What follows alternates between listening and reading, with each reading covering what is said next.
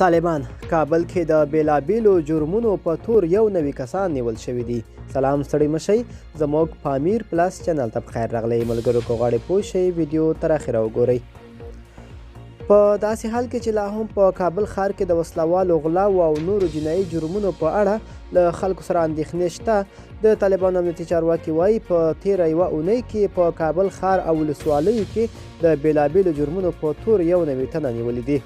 د کابل د امنیت قومندانۍ د جنایي تحقیقاتو رئیس مولوي کامران د پنجشنبې نومبر 25 رسنیو ته لیږلي معلوماتو کې ویلي چې په نیول شوي کسانو کې اختطاف کوونکي، قاتلان، په اخلاقي فساد تورن کسان او د وسایطو غله شامل دي.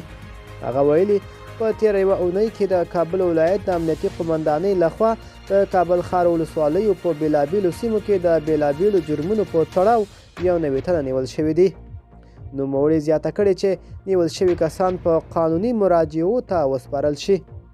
هغه ویلي چې له نیول شوي کسانو څخه مدخره موادو، 6 غلا شوي موټر او وسلې ترلاسه شوي دي. په کابل کې د طالبانو د جنایي تحقیقاتو رئیس همدارنګه زیاته کړې چې له غلو څخه ترلاسه شوي موټر بیرته خپلو مالکانو ته سپارل شوي دي. پر همدې مهال په کابل کې د طالبانو امنیتي چارواکو د کابل ښار په شاه شهید سیمه کې هم د موټر غلا په تور 3 تنو نیول کېدو خبر ورکړی دی. طالب چارواکو پر داسې مهال په کابل ښار کې د بیلابیلو جرمونو په تور د یادو کسانو د نیولو کېدو خبر ورکوي چې په دې وروستیو کې په کابل ښار کې د غلاو په اړه اندېښنې زیاتې شوې دي.